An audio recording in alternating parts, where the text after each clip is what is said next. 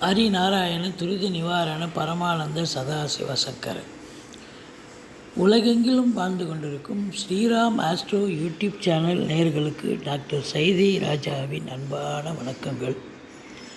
நாம் இப்பொழுது இந்த எபிசோடில் ஒரு வித்தியாசமான தலைப்பை பற்றி சொல்ல போகிறோம். அதாவது இந்த உலகத்தில் எல்லோரும் தெய்வத்தை கும்பிட்றோம். இஷ்ட தெய்வம்னு இருக்குது, குல தெய்வம்னு இருக்குது. இந்த ஜோதிட ரீதியாக பார்த்திங்கன்னா உபாசன தெய்வம் அப்படின்னு ஒரு நிலை இப்போ நிறைய நாளாக அதை பற்றி நிறைய ஜோதிட நண்பர்கள் பேசிக்கிட்டு வராங்க. இந்த உபாசன தெய்வம் அப்படின்னு பார்த்திங்கனாக்கா ஒவ்வொருத்தருக்கும் ஒரு ஆணாக இருந்தாலும் சரி, ஒரு பெண்ணாக இருந்தாலும் சரி, உபாசன தெய்வம் என்று ஒவ்வொருத்தருக்கும் இருக்குது.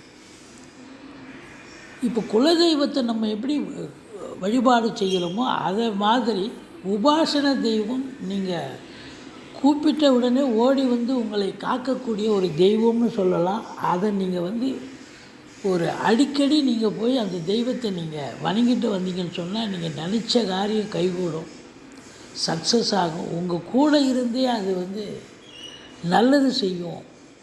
அதுதான் உபாசன தெய்வம் அப்படின்னு சொல்லக்கூடிய ஒரு நிலை. இந்த உபாசன தெய்வம் அப்படின்னாக்கா 12 ராசிகளுக்கும் 12 தெய்வங்கள் இருக்குன்னு. ஆனால் அந்த ராசியில் பிறந்தவங்களுக்கு அந்த தெய்வம் அப்படின்னு கிடையாது. இப்போ மேஷத்துக்கு ஒரு தெய்வம், ரிஷபத்துக்கு ஒன்று, ஸோ இப்படியே சொல்லி 12 ராசிக்கும் மீனம் வரைக்கும் உபாசன தெய்வம் இருக்கிறது. ஆனால் ஒவ்வொரு நபருக்கும் மாறுபடும். நீங்கள் மேஷ ராசியில் பிறந்தால் மேஷ ராசிக்கு உண்டான உபாசன தெய்வத்தை நீங்கள் வணங்கக்கூடாது. உங்களுடைய ஆணாக இருக்கும் பட்சத்தில் குரு பகவான், அதுதான் ஜீவன் என்று சொல்லக்கூடிய, அதாவது லக்னம் ராசி இது ரெண்டுமே ரொம்ப முக்கியம்.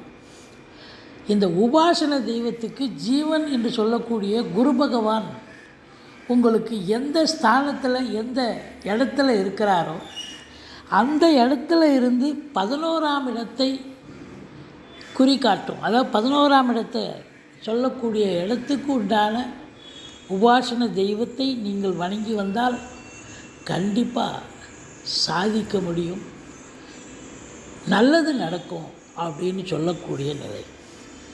பெண்ணாக இருக்கும் பட்சத்தில் அது மாறுபடும். இப்போ ஆணுக்கு ஜீவன் குரு என்று சொன்னால் பெண்ணுக்கு ஜீவன் சுக்கிரன் என்று சொல்ல வேண்டும்.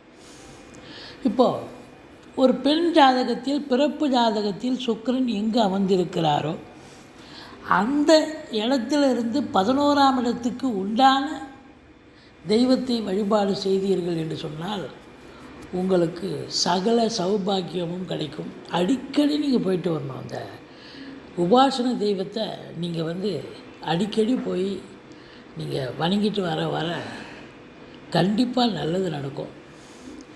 இது நம்மளோட மட்டும் இல்லை, நம்ம சேனலில் இருக்கக்கூடிய அன்பர்கள் எல்லோரும் பயனடையணும் அப்படிங்கிற ஒரு நோக்கத்தோடு நம்ம இந்த பதிவை போட்டிருக்கோம். இது ஒவ்வொருத்தருக்கும் ஒரு ராசி, ஒரே ராசியாக இருந்தாலும் ஒரு ராசிக்கு உண்டான இதுவை மாறும். அதனால் நீங்கள் என்னுடைய இதில் வீடியோவில் கீழே நம்பர் போயிட்டுருக்கோம். அந்த நம்பரை வச்சு கான்டாக்ட் பண்ணி என்கிட்ட நீங்கள் கேட்டிங்கன்னா நான் கண்டிப்பாக ஒவ்வொருத்தருக்கும் உபாசன தெய்வம் எதுன்னு நான் கண்டிப்பாக சொல்லுவேன். நன்றி. அதாவது இந்த உலகத்தில் நாமும் வளரணும், மற்றவங்களும் வளரணும், நல்லா இருக்கணும். என்னுடைய வியூஸ், அதாவது ஸ்ரீராம் ஆஸ்ட்ரோ யூடியூப் சேனல் அன்பர்கள் அத்தனை பேர்களுக்கும் உபாசனா தெய்வம் தெரிய வேண்டும். அந்த கோயில்களுக்கு போய் நல்லது அவங்களுக்கு நடக்க வேண்டும் என்ற உயரிய நோக்கத்தோடு இந்த பதிவை நான் இடுகிறேன். ஆனால் எல்லோரும் ஃபோன் பண்ணும்போது நான் எல்லாரையும் நான் இது பண்ணுறது, அதை ஃபோன் மூலமாக நான் உங்களுக்கு விலாவரியாக சொல்கிறேன். கண்டிப்பாக உங்களுக்கு அத்தனை பேருக்கும் சொல்லணும் அப்படின்னு என்னுடைய ஆசை. லைனுக்கு வாங்க. நன்றி. வாழ்க வளமுடன். பயன்பெறுங்கள்.